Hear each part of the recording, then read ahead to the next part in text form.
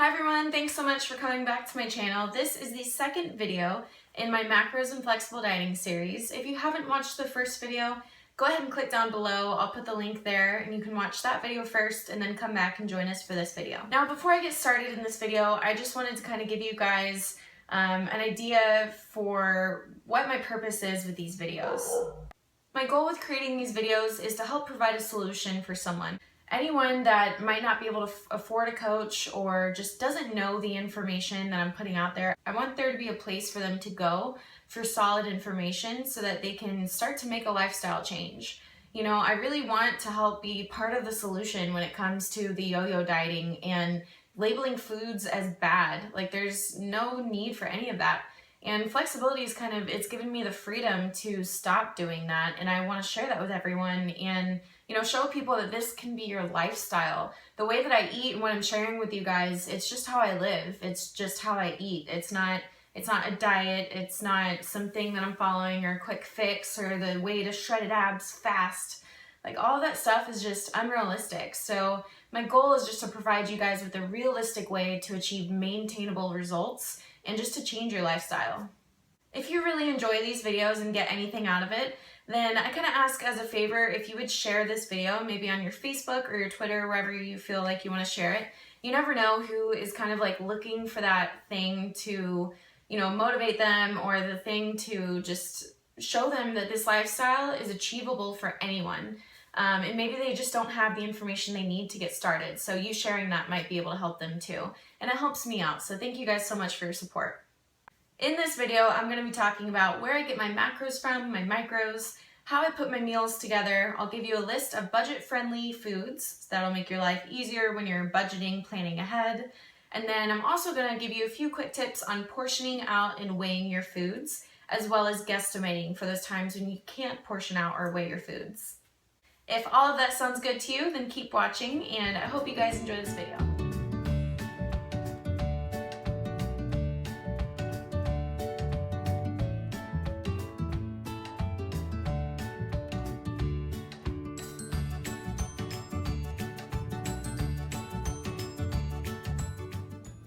Alright, so I've laid out most of my macro options for you guys. This is what makes up most of my macros. We're going to start with protein and show you where I get most of my protein from. So this is my ground turkey that I use. It's the Jenny O brand.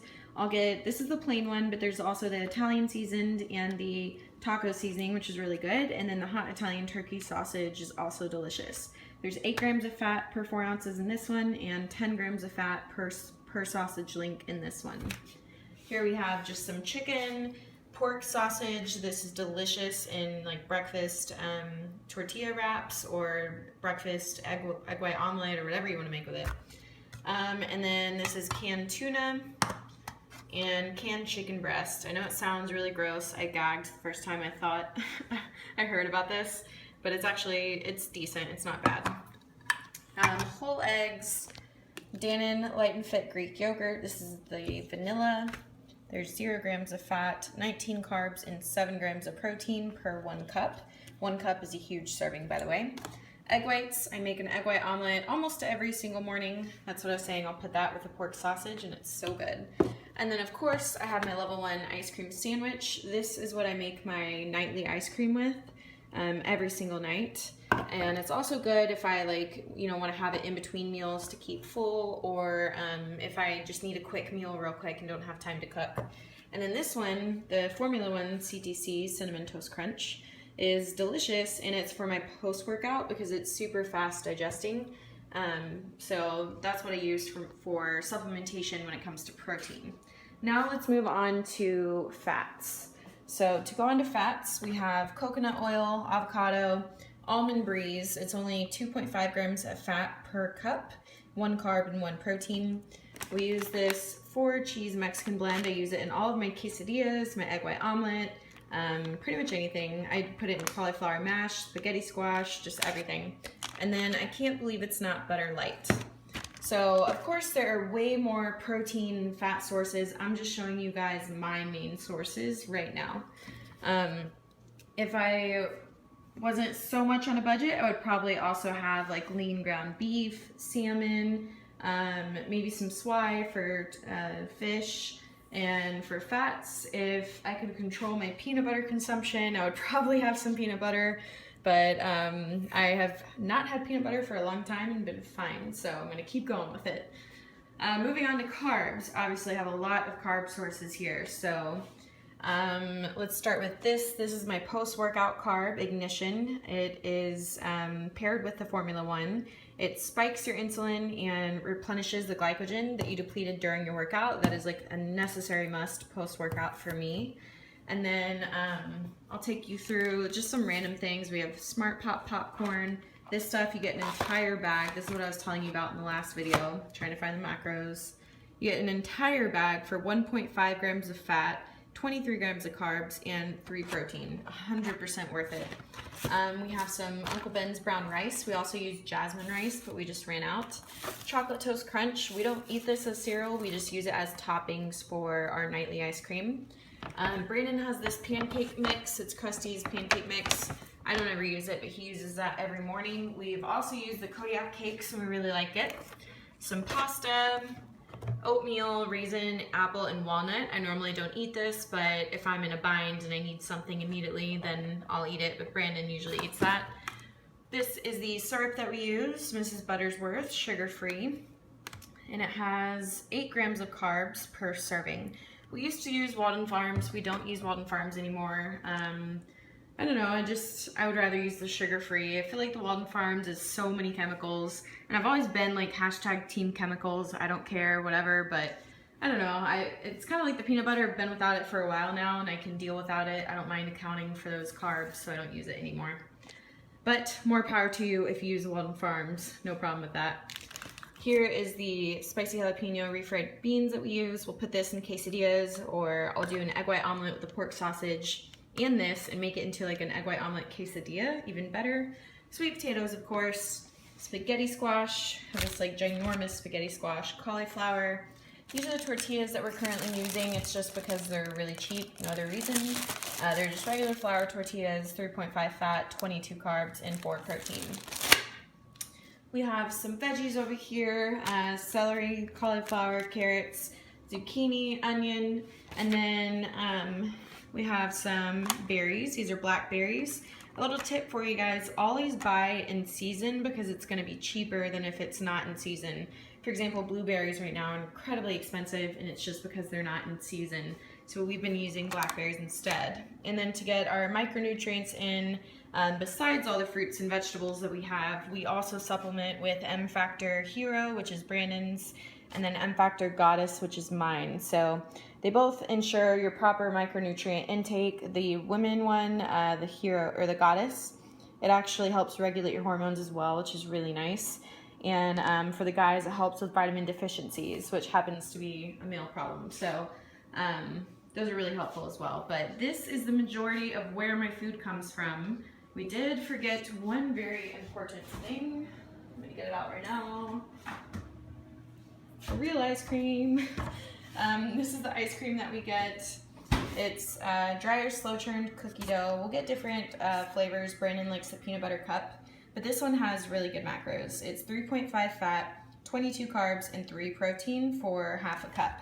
Now, a lot of people say they have a problem only having half a cup, but whenever we make our nightly ice cream with a level 1, there's so much volume in it that we just put a few scoops or half a cup of this in there as well.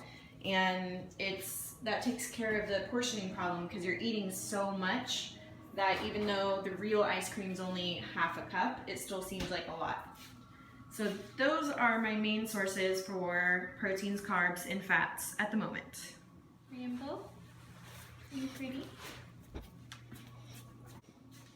I wanted to share with you guys some of these 0-calorie seasonings that we use.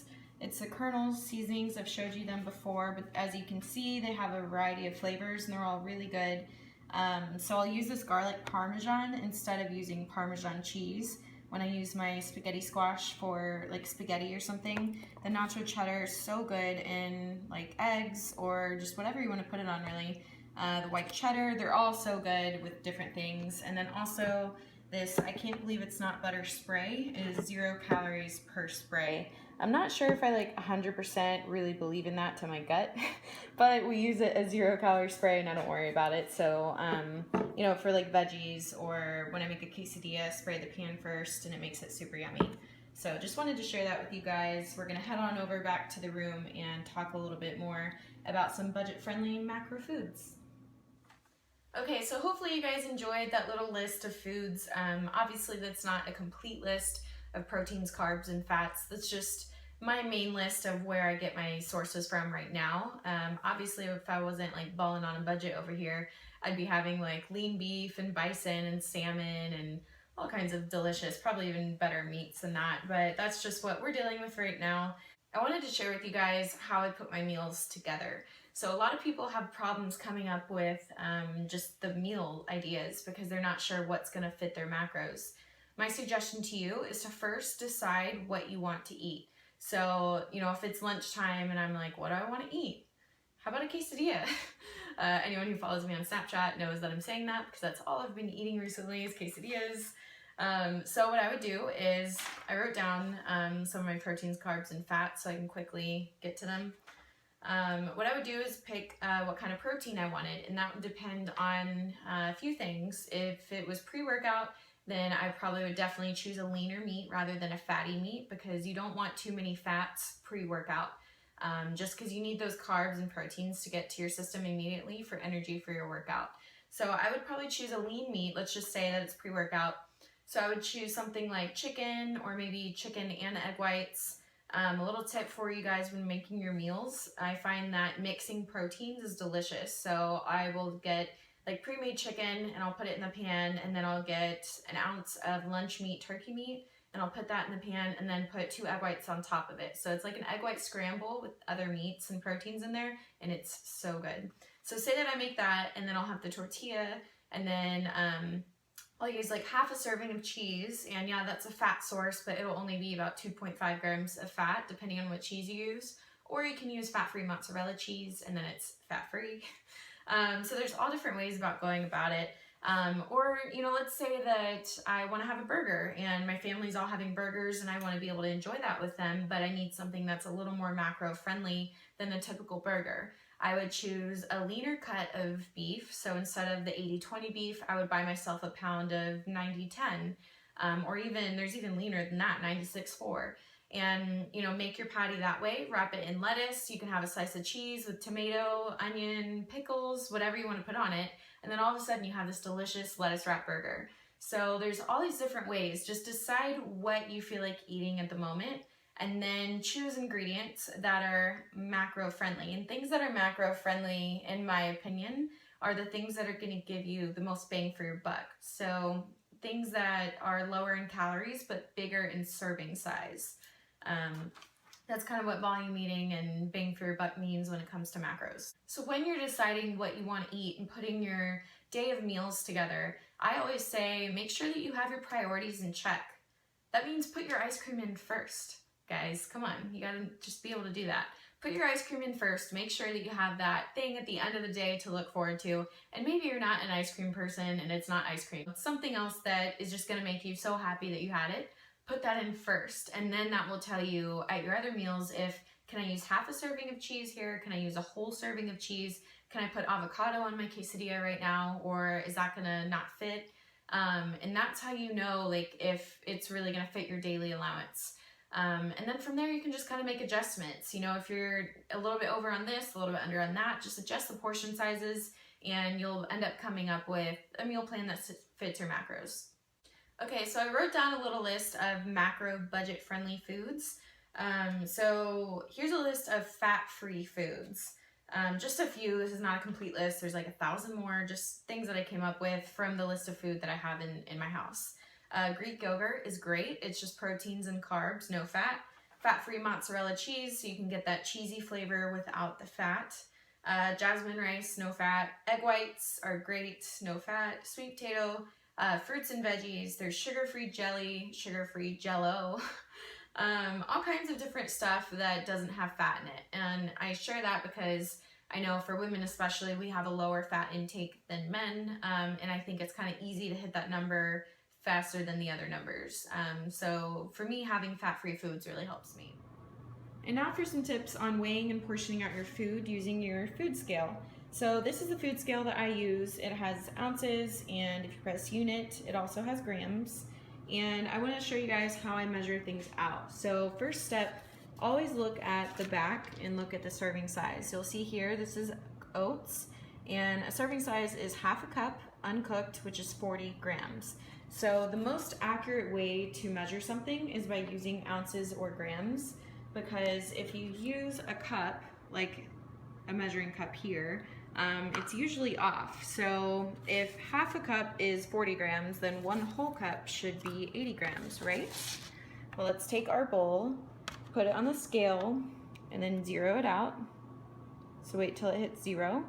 And now we're gonna take one cup of uncooked oats. So that's actually a little bit less than the measuring cup, and pour it in and see what it is.